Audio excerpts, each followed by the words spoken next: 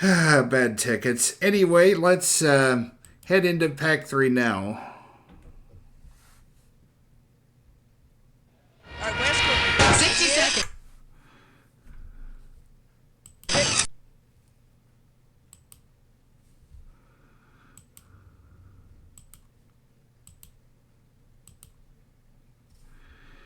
All right. Yeah. Hi. I'm here. On your calls at half hour. No Christmas would be complete without a rousing, Test one, test two, test three. life-affirming. Those are a lot harder. One player, great, okay, fantastic. Fine line between being a game. One. Thanks. 30 Rooney. seconds. Your buzzer is the letter B on your keyboard. That's B as in Babette. 20 Sure. seconds. Who painted this set? A little monkey? All right, let's work that magic. Oh, 20 seconds. Okay, look, listen. Here's the directions. When a question pops up, you gotta Hi, buzz in. Helen. Then you pick your answer on the screen and hit the right number on the keyboard. Got it? It is easy. 10 seconds. Good luck. 9. 8. Okay, get the desktop out of here. I can't thank 6. you enough. Go to Five. black. Hey, are you All right, four? we're going. 3. Celebrity voice impersonated. Look for the new Bible action figure, Larry the Leper, parts sold separately.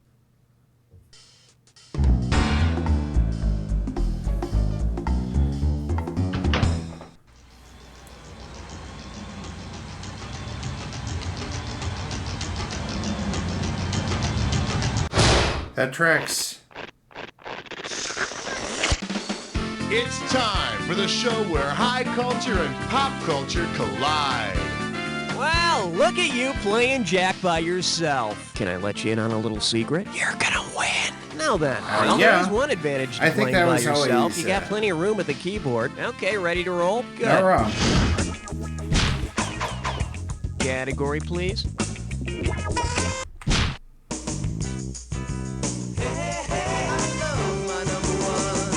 For your enjoyment, all this posing is making me tired, and you're playing for $3,000 cash money. Okay, watch out, Virgin Ears. This one's a little saucy. Say Jenny McCarthy's doing another shoot for Playboy, and the photographer wants her to spread eagle. Considering the term's origin, how might she feel as she poses? Athletic like the Philadelphia Eagles, cheap like a United States quarter, powerful like a Jeep Eagle, or patriotic like the Great Seal of the U.S.?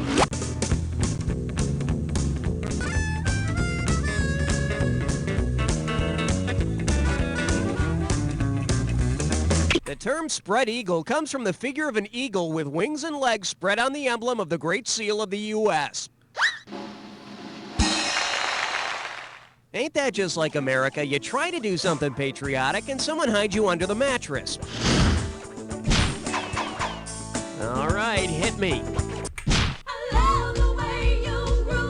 Yeah, it's not always the way, though. Well, looks like this category is. I hope they show Independence Day, and you pocket $2,000 if you get this one. Put it in gear, 'cause here we go. If the Independent Film Channel only aired in states which have been independent republics at some point in their history, who would not be able to enjoy off-the-beaten-path art flicks? The good people of California, the loyal citizens of Texas, the hardworking folks of Vermont, or the worthy populace of Hawaii? I think it'd be Vermont. See, Vermont now, I actually could have was given an you some independent cash if you republic? pick this. California has never been an independent nation. Besides, I understand that making or watching independent films in California is a felony. Okay, I need a category.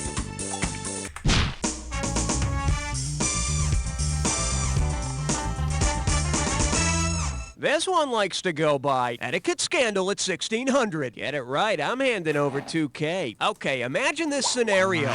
Suppose Bill Clinton had pulled out an Arkansas toothpick at his inauguration banquet and got dragged off to the police station. What would the charge have been? Trying to baptize the staff, assault with a deadly weapon, indecent exposure, or espionage?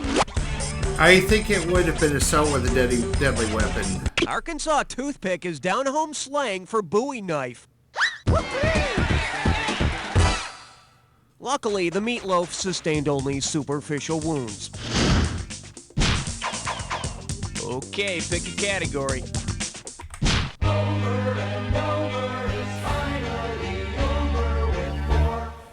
The category? Uh-oh, he's a Connor. I'm giving out $3,000 for a right answer. So, Jimmy Connors made his money playing tennis, and Sinead O'Connor made hers singing songs. Well, for a while she did.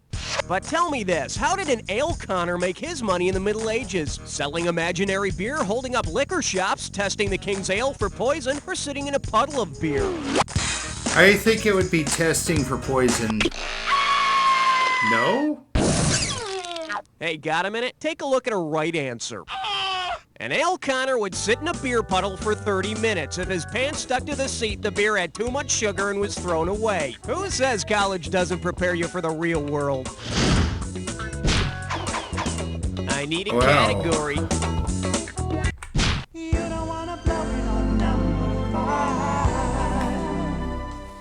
May I introduce, well, it's about Kime. How does $2,000 sound? Let's see how you handle this one. Say you're going to Scarborough Fair, but instead of bringing parsley, sage, rosemary, and thyme, you bring parsley, sage, rosemary, and Kime. What are you bringing to the fair? Some seasonings and a huge monster, several herbs and some already digested food, 3 food additives and an Italian greeting, or 3 friends and an alarm clock. I think it's digested food. Chyme would be the liquid contents of digested food from your stomach. My chyme usually shows up on its own after I've downed too many hot dogs and I've gone on one of those rickety Scarborough Fair roller coasters. Yeah. All right, hit me.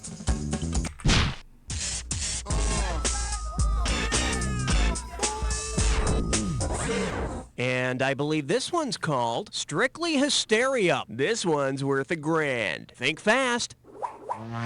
If you wanted to perform the tarantella in the way the dance was originally used, what would you need to do? Receive a spider bite, grind an organ while you're dancing, kill someone afterwards, or make sure your partner's a leper?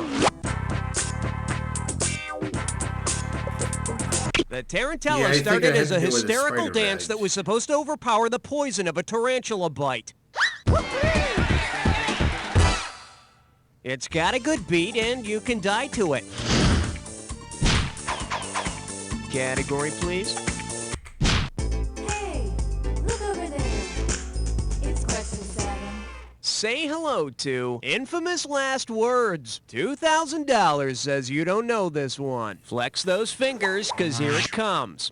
Considering his life's accomplishments, which of the following were definitely not Socrates' last words? I guess I asked too many questions. I should have stayed in the army. I wish I hadn't written all those books, or yuck, Hemlock.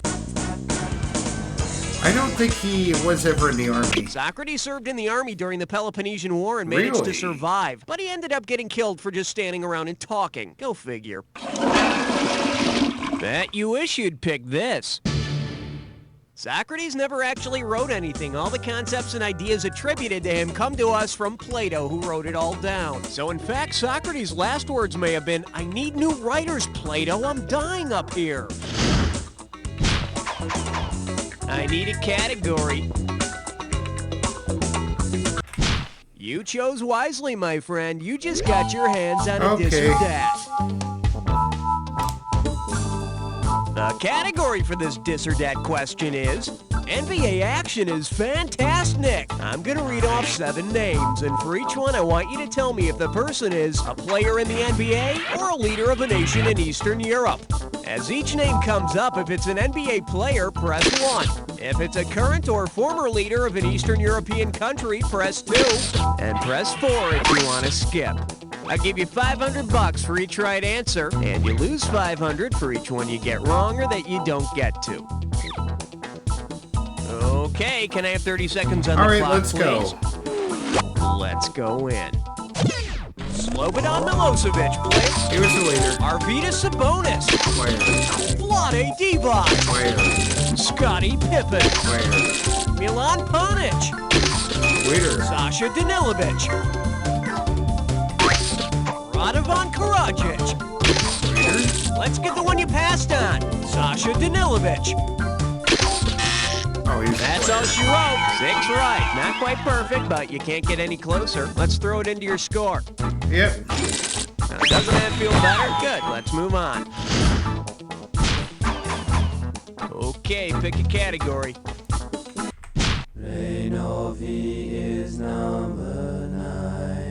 shake hands with, snap lightly, and carry a big stick. And it's worth $2,000 if you get this one right. Hey, Hepcat, let's see if you're with it or not, you dig? If you were to beat a beat poet about the head and shoulders, which of these writers would need a beret to cover their bruised and battered skull? Tom Wolfe, Allen Ginsberg, William Faulkner, or Abby Hoffman? I believe that would be Ginsberg. Dig it, man. When you think of beat poets, you think of Allen Ginsberg. I saw the best minds of my generation.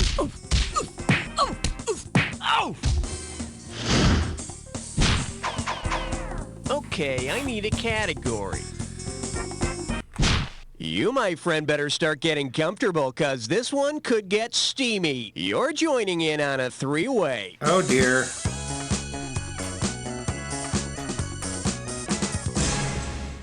Okay, listen up. This is pretty simple. You're gonna see a three-way like this one.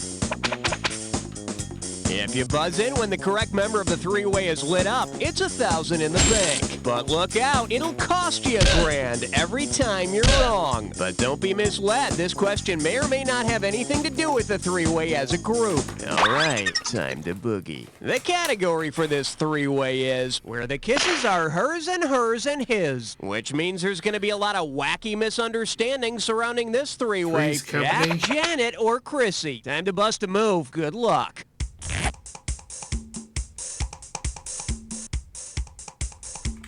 Oh.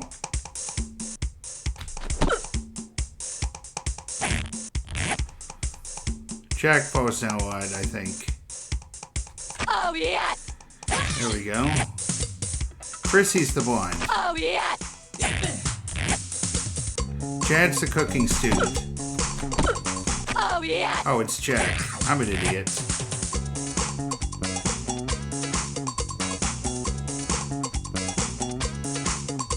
Oh, yes! And that's how they had the other person. Okay, but that's... No. Oh, It's yes! Chrissy.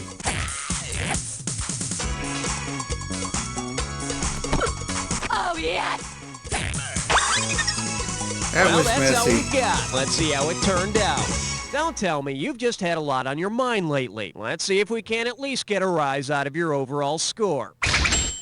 Yes, it's time to move on now, but I'll never forget our special experience together. Whatever your name is. Okay, either you Oh, finished sure, round sure. one or you have another round to go. You know, depending on how you look at these things. Every question in round two is worth twice as much, so we got some serious cash at stake here. Let's get to it. All right. I need a category.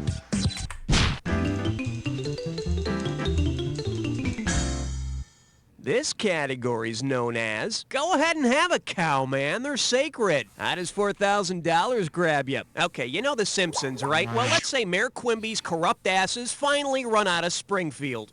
Suppose Apu is elected mayor of Springfield in Mayor Quimby's place and institutes the traditional Hindu caste system. Who would be included in the highest caste? Chief Wiggum, Moe, Homer Simpson, or Reverend Lovejoy? I'm guessing it'd be the Reverend. According to Hindu tradition, priests and clergymen are part of the highest caste. In other words, they don't have to pay for a Slurpee. Category, please.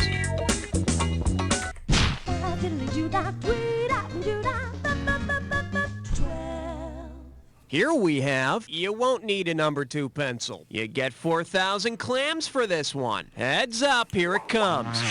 If Charlie Moore from Head of the Class were to give all of his students the Wasserman test, what could he determine from the results? Eric does not have rabies, Dennis's emotional growth has been minimal, Darlene has a genius-level IQ, or Arvid does not have syphilis. Wasserman? I have no earthly clue.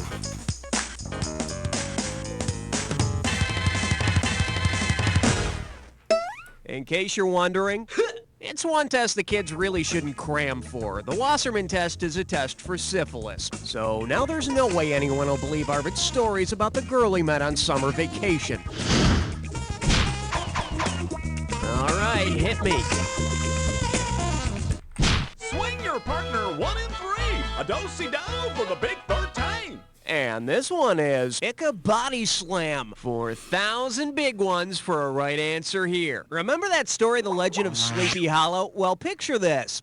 After eluding the Headless Horseman, Ichabod Crane is haunted by the Galloping Ghost. Rather than through Sleepy Hollow, where would Ichabod probably be chased? Around a thoroughbred track, across a football field, into an opinion poll, or through a monster truck rally? That'd be across the football field. Red Grange, a star football player with the Chicago Bears in the 20s and 30s, was nicknamed the Galloping Ghost.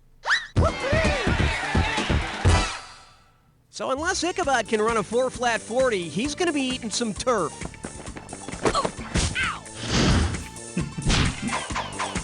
Okay, I need a category.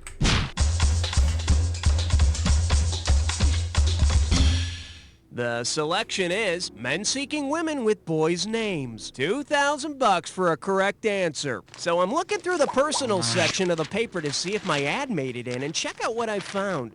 Man in black seeking partner to help me lose these Folsom Prison blues. Was once a rambler, will now walk the line. Leave message for a boy named Sue. Who may have placed this ad? Johnny Cash, Bob Seger, Eddie Rabbit, or Kenny Rogers? That'd be Johnny Cash. Johnny Cash, the man in black, popularized Folsom Prison Blues, The Rambler, I Walk the Line, and A Boy Named Sue.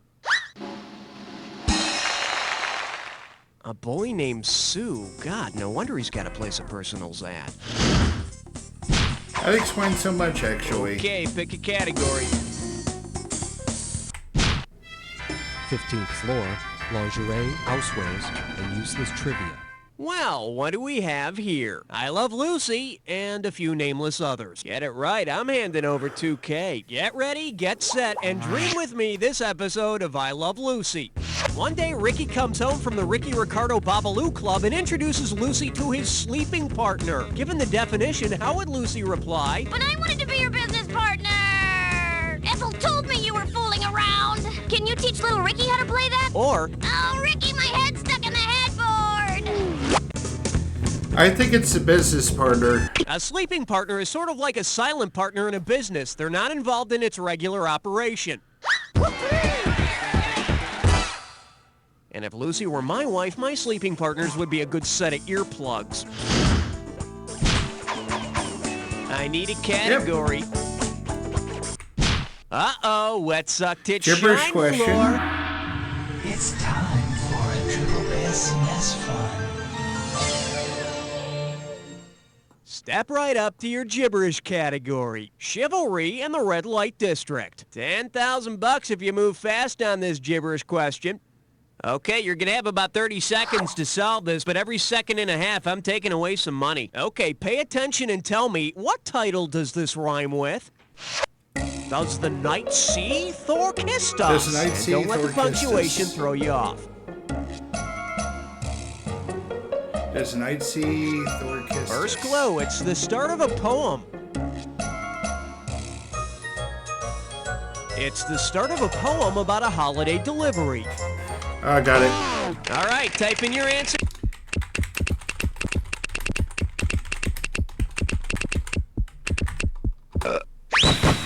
Yeah. 'Twas the night before Christmas. That was always my favorite poem. Well, next to There Was a Young Man from Nantucket, of course. That would not surprise me in the slightest, Cookie. Category, please. Number 17. Let's see what we got going. It ain't a Chevy citation. And get this one right, you got 4K coming your way. All right, listen up. I'm gonna... I couldn't stop this guy. He said it was an emergency. Officer, can I help you? Yeah, are you Mr. Cookie? Yeah, I'm Cookie. Mr. Cookie, I'm Officer Bruce Carter. Oh, well, what can I do for you? Mr. Cookie, I need to talk to you outside. Oh, you know what? Why don't we do this?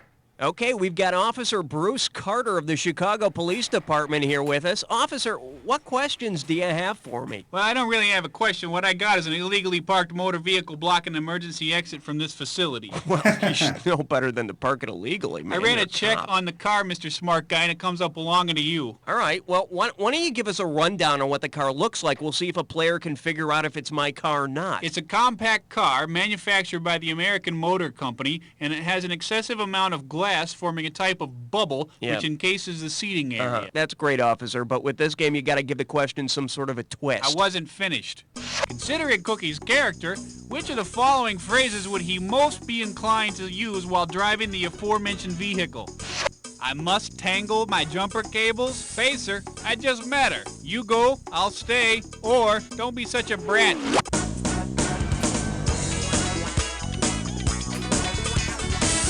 I just placed a parking violation on an AMC Pacer. One of them cars with the funny bubble windows.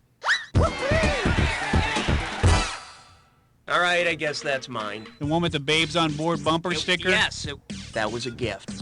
Could I just pay you for the ticket? Not a chance, wise guy. Yeah. Okay, gotcha. Let's move on. No wonder All right, they hit moved me. that car for him.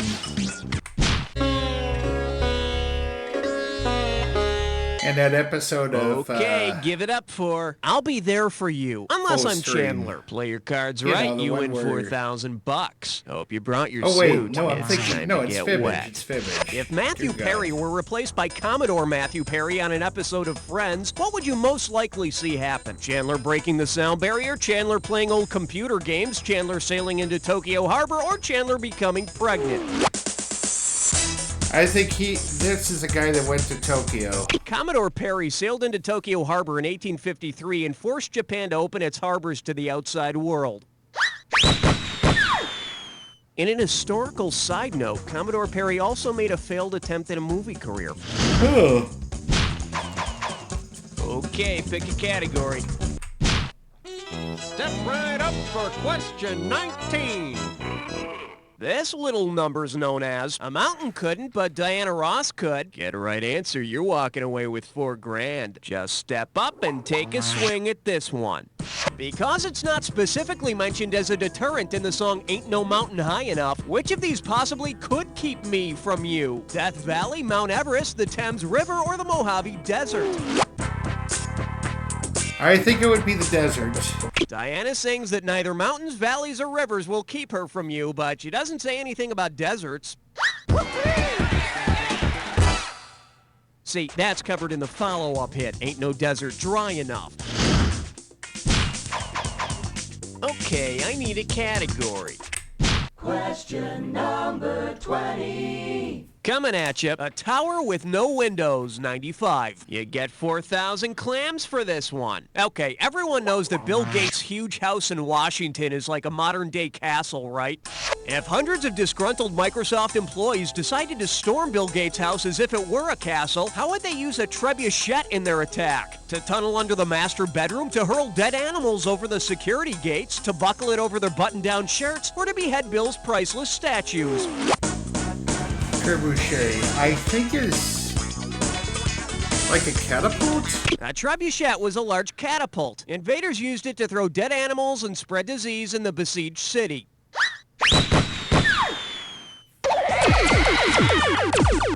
Boy, it's a good thing I had that Star Wars laser defense system installed. Category, please.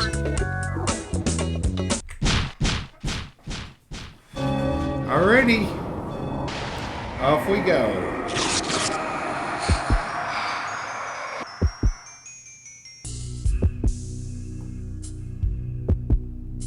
Time for the attack. When you see two words that match, hit your buzzer. You get it right, you get 2,000 in the bank. Get it wrong, I'm making a withdrawal of 2,000. Just one more thing to remember. Remember the clue. The two words that match have to fit this clue. Perhaps you're familiar with our spokesperson. If you're not, it's time to get acquainted. It's a rabbit. Drumming rabbit.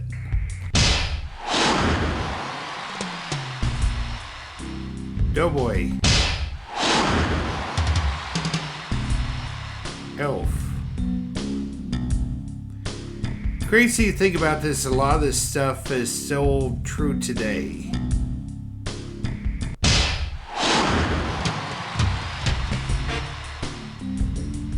A big hand.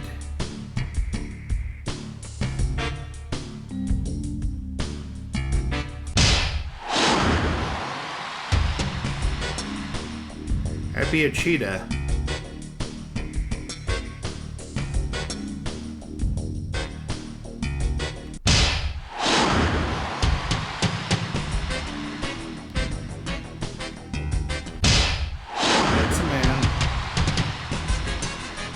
Oh. Alright, the last two kind of threw me, but I think we're still okay. Go me sugar. Let's see how you jack your final score. That's the game. Way to go, player. It's like I always say, it doesn't matter whether you win or lose, as long as you get to play with yourself. Now get the hell away from the computer and go make some friends, because... Beautiful. Very nice work, people. Hey, Raoul, what's up? Are we doing another one of these? Say, kids, Well, how does it feel to be the smartest person in your own little world? If you want to play again in your own little world, let me know. Some Bible action figures. Bible action? Alright, this concludes this episode of You Don't Know Jack Volume 3. If you like what you saw here, be sure to hit that thumbs up button, leave a comment in the section below, and